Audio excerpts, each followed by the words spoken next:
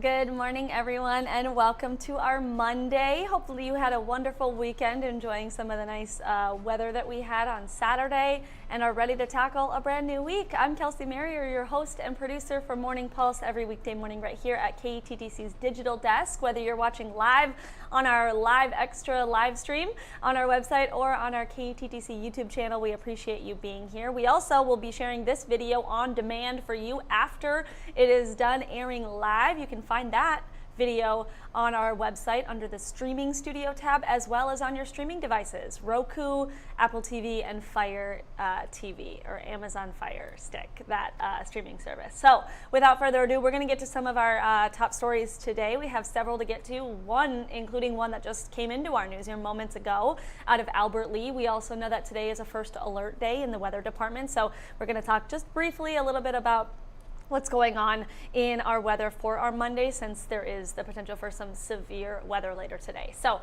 we're going to get started with that brand new story I was just telling you about out of Albert Lea. So what we're learning this morning is that an investigation is ongoing after a shots fired incident in the city of Albert Lea. So this happened around 7:45 Sunday night, last night, in the area of Clayton Avenue. So what we know, police were responding to a report of a gunshot in that area. Once they arrived on scene, they were told that that a man was seen running from the scene, running on foot. They were able to later find that suspect, and he has been identified as 21-year-old Jacob Dale. He has been arrested. But investigators say an altercation took place at a residence involving Dale, as well as his sister and a couple other people. During that time, Dale had allegedly fired a gun, hitting a vehicle that was leaving the residence at that time. Thankfully, officials say no one was hurt in this incident, but it did involve a young child. A young child was present during this altercation, which has authorities on alert for sure. Dale has been booked into the Freeborn County Jail, and he is pending some formal charges related to domestic assault and reckless discharge of a firearm. So this story just developing into our newsroom this morning. We just got word from the Albert Lea Police Department on this. We are working to get a story with all of this information on our website right now, thanks to our team in the newsroom. So you can look for more details on this story on our website, kettc.com, as well as on our Facebook page and our other social media channels. You can find this story there. So thanks for letting me bring this breaking kind of news story into you at the moment. We're going to move on now to our next story, something that is happening today. We're talking about recognizing the hard and dangerous work put in each day by transportation workers and contractors. MnDOT is going to be honoring the fallen employees within its agency for Worker Memorial Day. So MnDOT's Deputy Commissioner and Chief Engineer, the District Engineer, the State Patrol, and other union leaders and elected officials are all going to be taking part in this remembrance of MnDOT workers who have died on the job.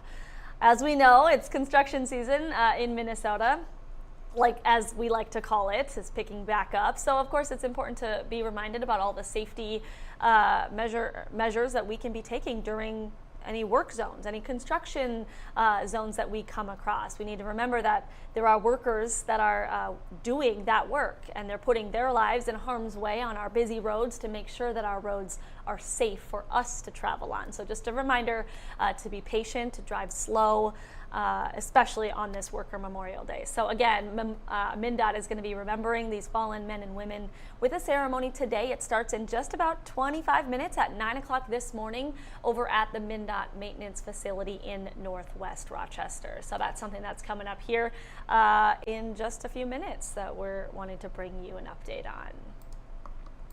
Our third story of the morning is also something that's happening today, but we're talking on the other side of the border into Iowa, a celebration for the new VA clinic in Decorah. So according to the Iowa City VA healthcare system, it's expanding into Decorah, and it's a pretty significant milestone in the VA system's commitment to kind of providing exceptional care to our nation's heroes. What we know about the new facility in Decorah, which is off Military Boulevard, it's 17,000 square feet, the clinic, and it will include enhanced spaces to provide primary care, mental health, care, physical therapy, telehealth, optometry, women's health services, and a lot more. And why is this important today? Well, there is a ribbon cutting ceremony starting at 1 o'clock this afternoon at the facility. Again, that's off Military Boulevard in Decorah. There will also be some facility tours and some light refreshments after that ribbon cutting ceremony. So if you're in the area and want to check out this new clinic coming to Northeast Iowa, put this on your calendar. This information is available for you on our website. Last but not least, in our story, our top stories for news, we have a call for help for the Gift of Life Transplant House in Rochester. They're actually opening up a pediatric house, and the nonprofit is looking for donations to help fill that house. So the home has an Amazon wish list that we're learning about. It's currently in need of certain items we have listed on your screen here: cooking supplies, storage containers, cleaning items, towels, laundry baskets, a whole lot more. So if you feel called and want to help get the pediatric house of Gift of Life Transplant House off the ground and you want to give, you can find the link to that Amazon wish list by going to kttc.com. We have a link for you to find that there.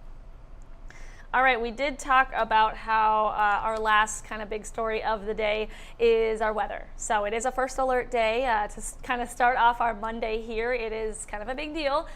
We have the potential for some strong storms likely today. And of course, on that note, we want to remind you that you can always get any of your first alert weather updates anywhere, anytime, whether that's on your smartphone or on your desktop computer, on TV.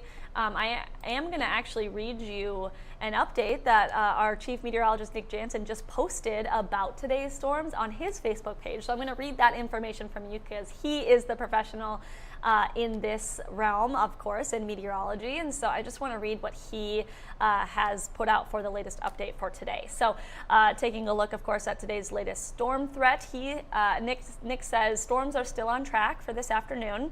Confidence in their development is growing, and that's something that Ted all morning long was talking about too. The confidence for that development still growing, still figuring that out. Nick says we're going to see showers and storms this morning.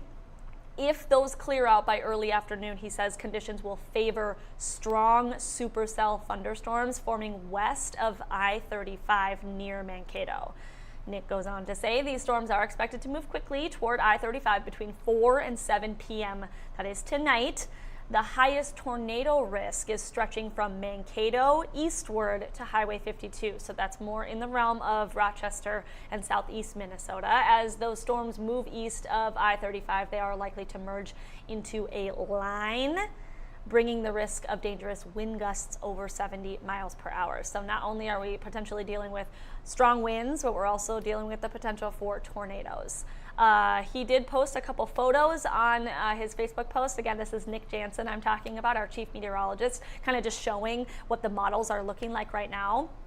Lastly, he says while the severity depends somewhat on how the morning storms evolve, confidence is higher now that a second round will develop. So that is a little bit of unfortunate news, something that we were hoping maybe wasn't going to happen, but here we are, Mother Nature doing her thing. So of course, please stay alert, have a safety plan, and prepare for a very active Monday. This is actually Nick's first day back from paternity leave, so it's going to be a very active day for him, welcoming him back into the workplace, but we're happy to have him here. Of course, this information is not to scare anybody. This is, of course, just wanting to keep you all updated with what could be coming our way. Severe weather is something we don't take lightly here at KTTC. It's something that we pride ourselves on making sure that we get you all of the information that you need, whether it's actually going to happen or the potential for happening.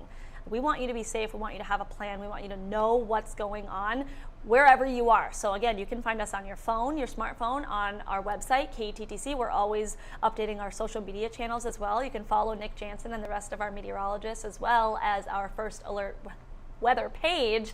And again, on that note, we do have an app that is available to you. You can download that for free, give you those first alert weather updates anytime, anywhere. Again, download that right to your smartphone and you can get all of that information. We also do get weather, up-to-date weather information on our 24/7 weather live stream, which actually airs right here where Morning Pulse is on our KETTC Extra stream, and that happens when Morning Pulse, of course, is not airing. So right after I'm done with this broadcast here, the 24/7 weather live stream will be available for you. So make sure to check that out and all of the other avenues that I just mentioned to get your up-to-date weather information on this first alert day. Everyone stay safe on your Monday, and we'll be right here with you tomorrow for Morning Pulse on a Tuesday. All right.